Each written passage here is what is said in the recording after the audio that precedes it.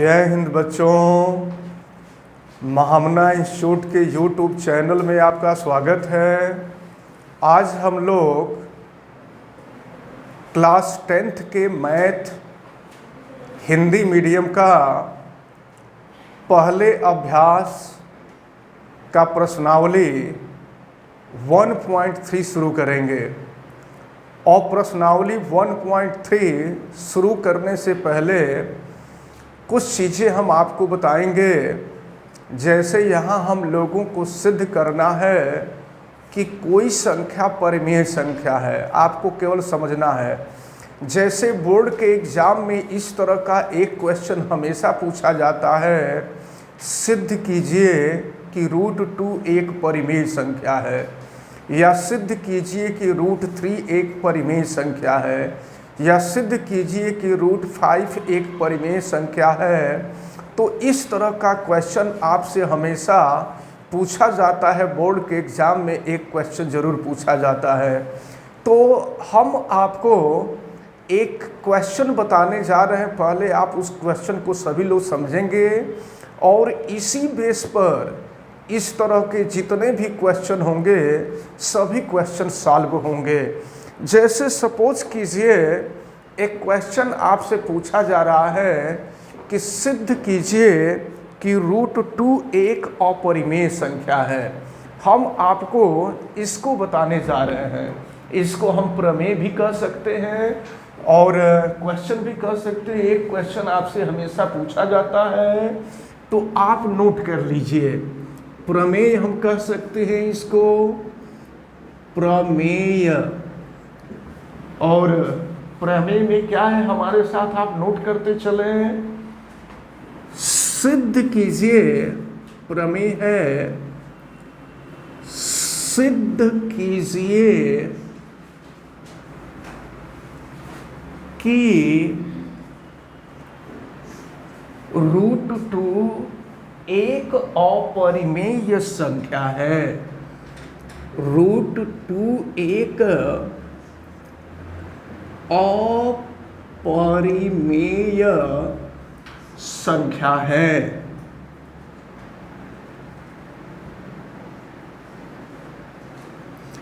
ये हम लोगों को सिद्ध करना है। तो चलिए देखते हैं। सिद्ध कीजिए कि √2 एक अपरिमेय संख्या है। मैं आपको बता दूं कि इस तरह का क्वेश्चन सॉल्व करने के लिए सबसे पहले हम लोग इसका विपरीत मानते हैं। सुनिए हमारी बात ध्यान से। सिद्ध करना है कि √2 एक अपरिमेय संख्या है, तो हम इसका उल्टा मान लेंगे, इसका विपरीत मान लेंगे। हम मान लेंगे कि √2 एक परिमेय संख्या है, यानी विपरीत मानेंगे, जिसको विरोधोक्ति कहते हैं या कॉन्ट्रडिक्शन कहते हैं। अब हम विरोधोक्ति द्वारा सॉल्व करेंगे। सबसे पहले हम यह मानेंगे कि √2 एक परिमेय संख्या है, और इसके बाद हम सॉल्व करते करते यह दिखा देंगे कि हमारे द्वारा जो मानी गई चीज़ थी वह गलत है।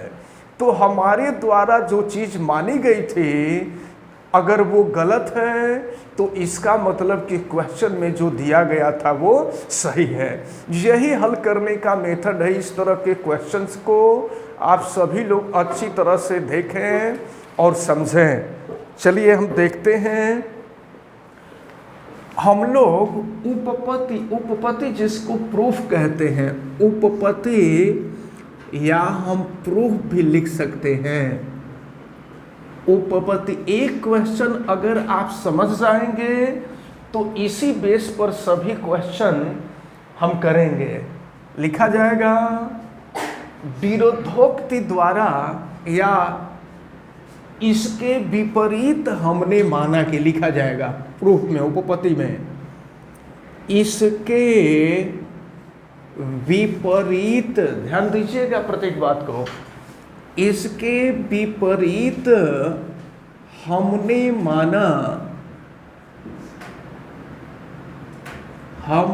माना कि √2 एक परिमेय संख्या, ध्यान दीजिएगा। इसके विपरीत क्वेश्चन में क्या था, ध्यान सुनिए। क्वेश्चन में सिद्ध करना है कि √2 एक अपरिमेय संख्या है। हम प्रश्न के विपरीत मान लेंगे। क्या मान लेंगे? कि माना कि √2 एक परिमेय संख्या है। √2 एक परिमेय संख्या है, एक परिमेय संख्या है। एक क्वेश्चन को आप आसानी से समझ लें। अब एक बात ध्यान से समझिए, अगर यह परिमेय संख्या है तो p/q के फॉर्म में होगा। तो अगर हम p/q के फॉर्म में लिखें या r/s के फॉर्म में लिखें, बात एक ही है। तो अब हम लोग लिख सकते हैं √2 = हम मान लेते हैं r/s। अब जरा ध्यान पूर्वक देखें।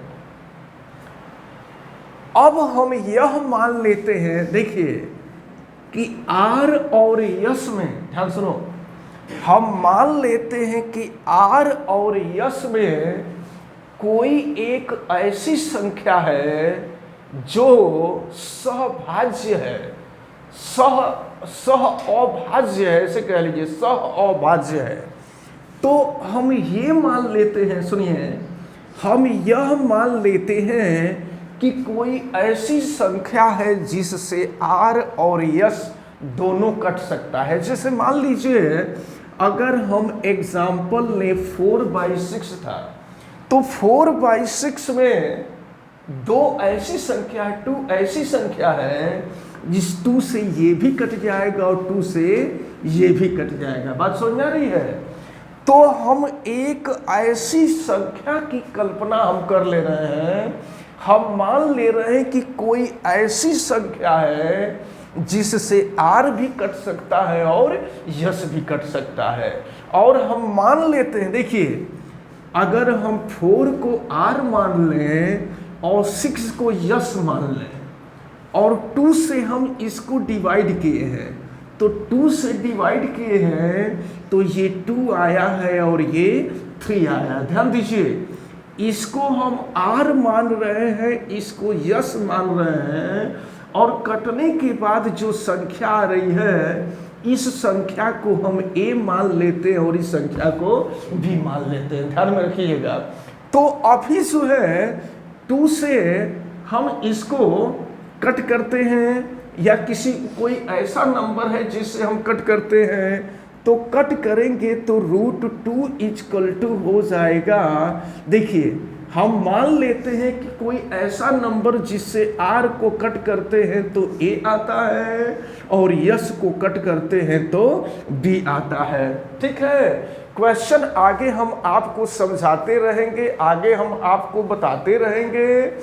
आप सभी लोग, जितने भी स्टूडेंट्स इस वीडियो को देख रहे हैं, वो सभी लोग लाइक करें, शेयर करें, सब्सक्राइब करें और बेल आइकन को भी प्रेस करें।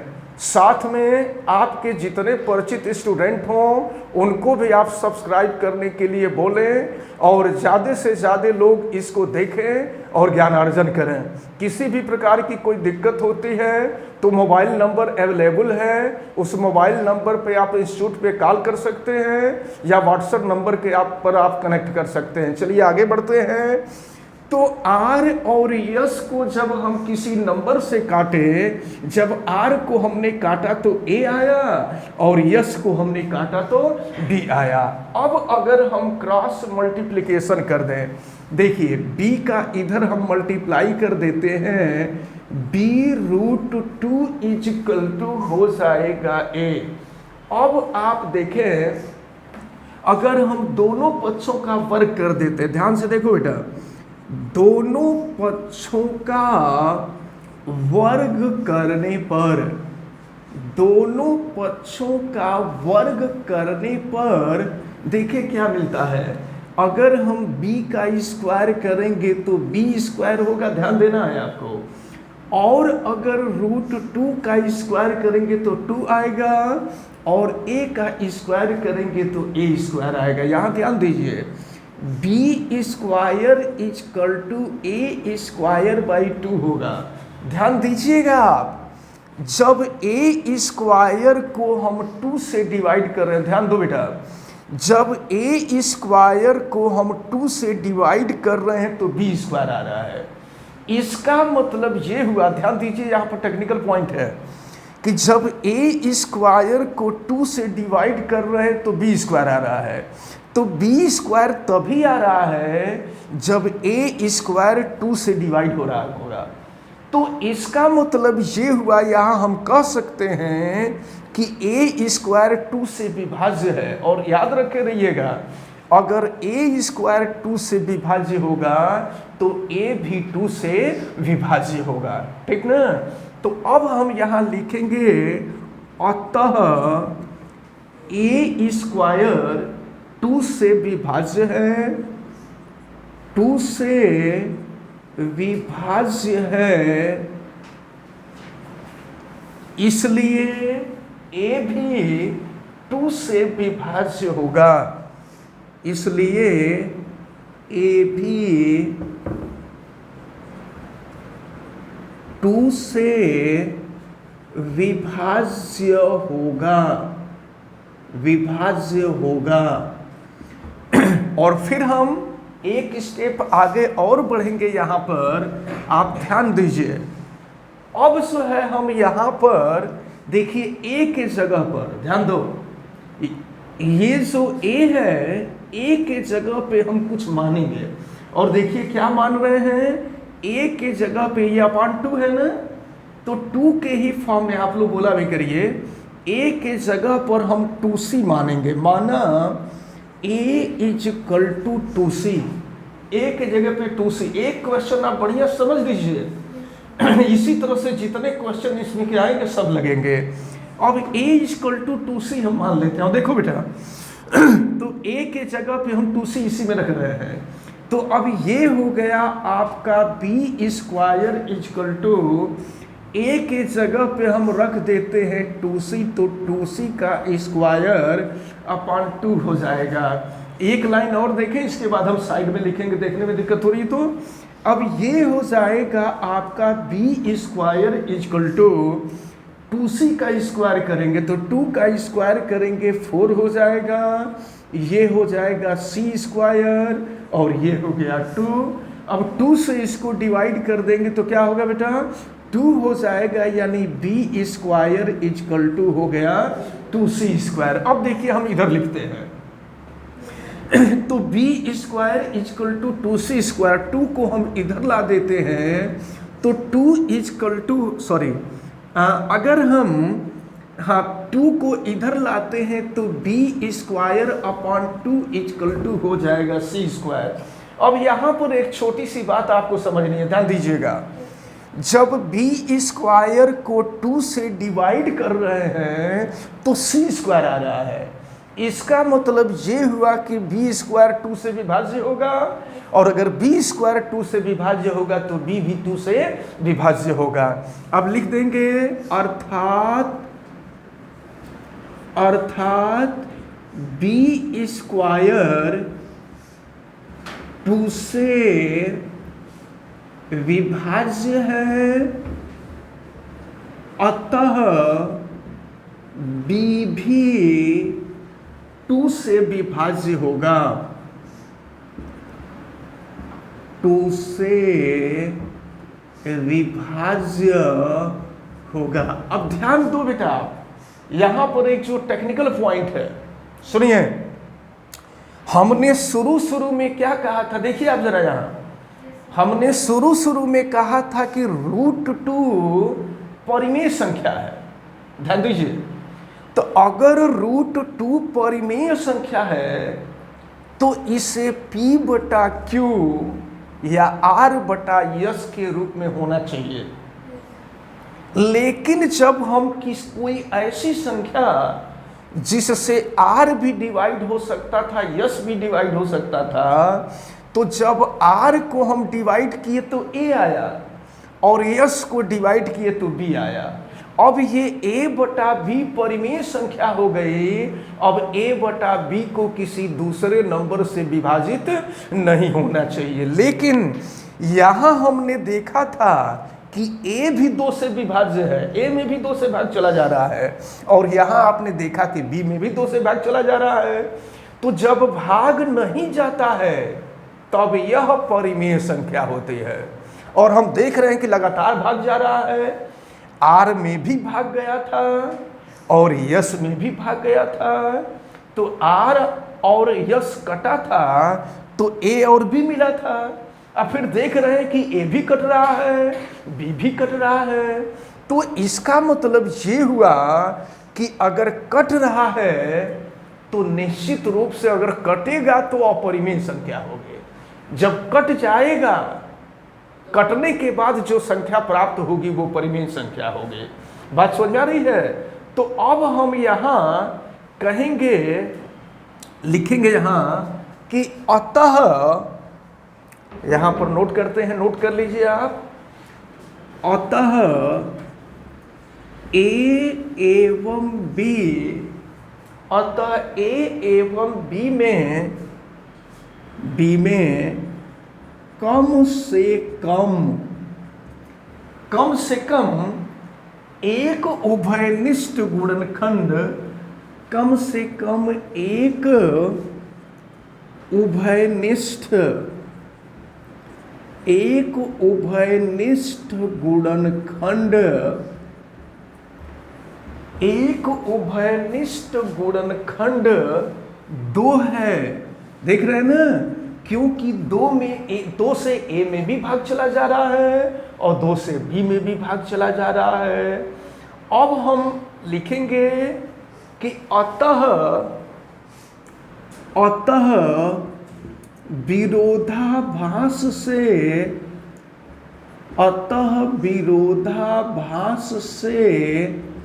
अस्पष्ट होता है, विरोधाभास से अस्पष्ट होता है। विरोधाभास का मतलब क्या? हम जो माने थे उसका विपरीत आ रहा है, हम माने कुछ और आ रहा है कुछ और। तो अतः विरोधाभास से स्पष्ट होता है कि हमारी जो कल्पना थी वो क्या थी? गलत थी। ठीक ना? स्पष्ट होता है कि कल्पना यानी हमने जो माना था, कल्पना क्या थी? त्रुटिपूर्ण थी,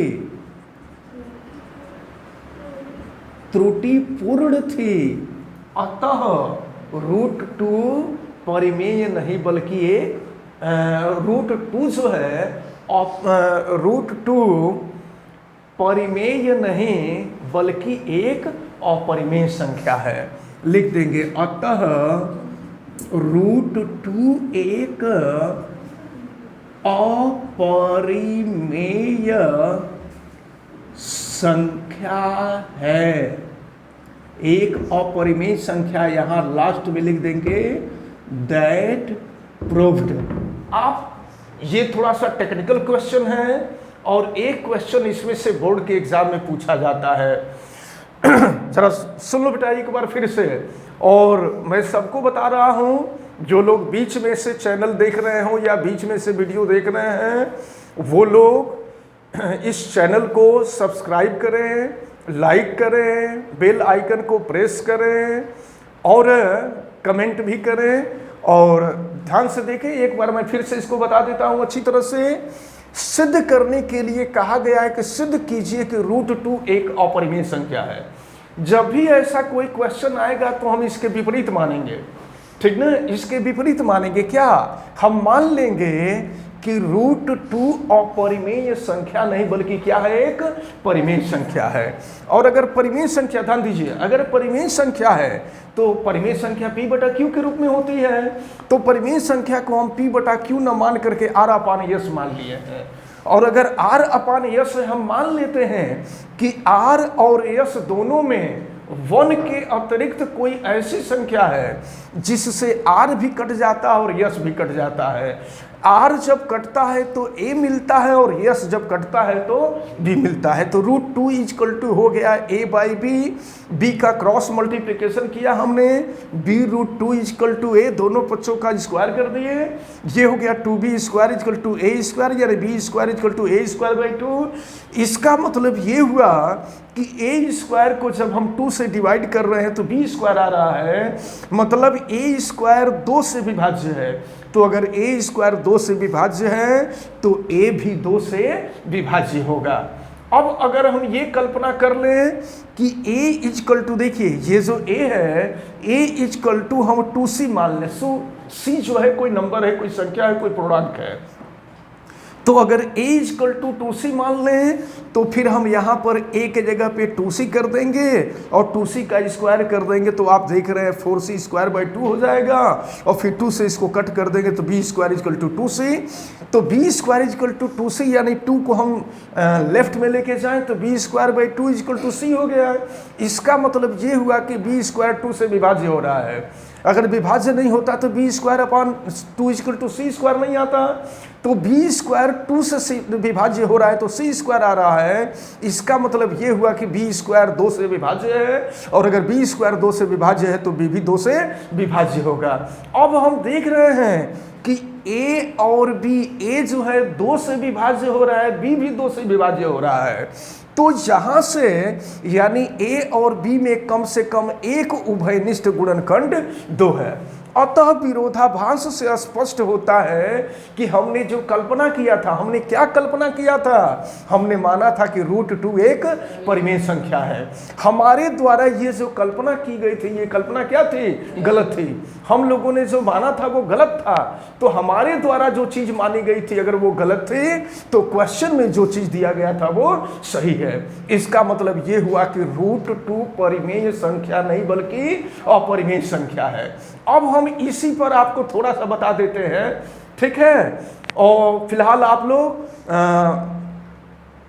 चैनल को सब्सक्राइब करें, लाइक करें, शेयर करें और कमेंट भी करें। और फिर हम आपको ये बता देते हैं कि अगर इसी तरह से कोई दूसरा क्वेश्चन आ जाए, मान लीजिए 2 के जगह पे 3 आ जाए, ध्यान दीजिएगा, बस 2 मिनट में आप सारी चीजें समझ जाएंगे। देखें, अगर मान लीजिए आपसे कहा है सामने, अगर आपसे कहा जाता है रूट 2 के जगह पे रूट 3 कर दिया जाता है, आपसे कह दिया जाता है कि सिद्ध कीजिए कि रूट 3 एक अपरिमेय संख्या है, तो जानते हैं क्या करेंगे? बस यहाँ पर सब कुछ वैसे ही होगा, जहाँ जहाँ 2 किए हैं हम वहाँ वहाँ 3 कर देंगे। देखिए 3 कर देंगे, 3 कर दिए, तब वर्क कर देंगे तो क्या हो जाएगा? यहाँ वर्क कर देंगे तो 3 हो जाएगा, ये 3 हो जाएगा। तो अब इसका मतलब ये हुआ कि ए स्क्वायर 3 से विभाज्य है। तो अगर ए स्क्वायर 3 से विभाज्य है तो ए भी 3 से विभाज्य हो जाएगा। अब ए इक्वल टू जो 2c माने थे, हम 2c न मान करके क्या करेंगे? 3 मानेंगे। जहाँ जहाँ 2 था वहाँ वहाँ 3 कर देंगे। और फिर अगर हम यहाँ 3 कर देंगे और यहाँ पर भी 3 रहेगा, याद रखे रहिए, यहाँ पर भी 3 रहेगा। और फिर अगर हम एक स्टेप थोड़ा सा हम आपको बता देते हैं, अब अगर हम यहाँ स्क्वायर कर देते हैं तो B square equal to 9c square upon 3 हो जाएगा, और 3 से इसको कट कर देंगे तो 3 हो जाएगा। तो बी स्क्वायर इक्वल टू हो गया 3 स्क्वायर, ठीक। अब अगर 3 को हम यहाँ ला देंगे तो 3 हो जाएगा। इसका मतलब ये हुआ कि बी स्क्वायर जो है 3 से विभाज्य होगा, और अगर बी स्क्वायर 3 से विभाज्य होगा तो बी भी 3 से विभाज्य होगा, यहाँ 3 कर देंगे।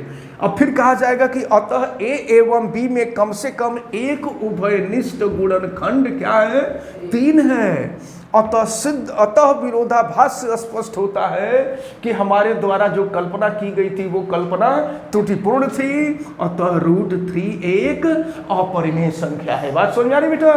तो इस तरह से अगर रूट 2 कहा जाए सिद्ध करने के लिए कि सिद्ध कीजिए कि रूट 2 एक अपरिमेय संख्या है, तो रूट 2 एक अपरिमेय संख्या है, इसको हम सिद्ध कर लिए। रूट 2 के जगह पर सब कुछ वही रहेगा, जैसा हम लोग किए थे वैसा ही सब कुछ है, बस केवल 2 के जगह पर 3 कर देंगे तो सिद्ध हो गया, एक दूसरा क्वेश्चन सिद्ध हो गया कि √3 एक अपरिमित संख्या है। अब एक और क्वेश्चन, जैसे मान लीजिए 3 के जगह पे 5 आ गया, ध्यान दीजिएगा 3 के जगह पे 5 आ गया, यानी क्वेश्चन में कह दिया सिद्ध कीजिए कि √5 एक अपरिमेय संख्या है। तो जानते हैं जहां जहां 3 किए थे वहां वहां हम 5 कर लेंगे। बात समझ में आ रही बेटा? स्क्वायर कर देंगे तो यहाँ 5 हो जाएगा, यहाँ 5 हो जाएगा। अब हम कह देंगे कि a² 5 से विभाज्य है, अतः a भी 5 से विभाज्य होगा। और फिर कल्पना कर लेंगे यहाँ पर एक स्टेप केवल, एक a = 3c के जगह पे हम कर देंगे a = 5c और कर देंगे तो b² = देखिए a के जगह पे हम कर देंगे 5c का स्क्वायर अपॉन 5, तो b² = हो जाएगा 25c² अपॉन 5 से इसको कट कर दीजिए तो क्या हो जाएगा 5 हो जाएगा, यानी b = हो गया 5c²।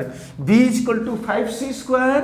अब अगर 5 को इधर ला देंगे तो b² लिख देंगे कि b² 5 से विभाज्य है, अतः b भी 5 से विभाज्य होगा।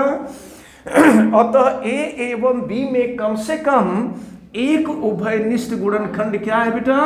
5 है। अतः विरोधाभास से स्पष्ट होता है कि हमारे द्वारा जो कल्पना की गई थी वह कल्पना त्रुटिपूर्ण थी। अतः √5 एक अपरिमेय संख्या है। हम आप सभी लोगों को बता देते हैं, इस चीज को आप ध्यान में रखे रहिएगा कि इन तीनों क्वेश्चन में से जो तीनों क्वेश्चन हमने बताया कि √2 एक अपरिमेय संख्या है, ठीक ना? √2 एक अपरिमेय संख्या है। और मान लीजिए √2 एक अपरिमेय संख्या है, √3 एक अपरिमेय संख्या है, √5 एक अपरिमेय संख्या है। तो इन तीनों क्वेश्चन में से मैं अभी आपको गारंटी के साथ कह रहा हूं, ये वीडियो रिकॉर्ड है, बात समझ में आ रही है? इन तीनों क्वेश्चन में से एक क्वेश्चन आपसे बोर्ड के एग्जाम में जरूर पूछा जाएगा। इसको आप अच्छी तरह से तैयार किए रहेंगे। आपसे सिद्ध करने के लिए कहा जाएगा कि सिद्ध कीजिए कि √2 एक अपरिमेय संख्या है, या √3 एक अपरिमेय संख्या है, या √5 एक अपरिमेय संख्या है। इन तीनों क्वेश्चन में से एक क्वेश्चन आपसे जरूर पूछा जाएगा, ठीक है? अब इसके बाद कल हम लोग अपने एक्सरसाइज पे आएंगे। एक्सरसाइज 1.3 होगा और हमें उम्मीद है कि ये क्वेश्चन आपको भली भांति समझ में आया होगा। आप सभी लोग वीडियो को शेयर करें, लाइक करें, चैनल सब्सक्राइब करें और वीडियो को आइकॉन को प्रेस करें, बेल आइकन को प्रेस करें। और आप सभी लोगों को बहुत बहुत धन्यवाद। जय हिंद।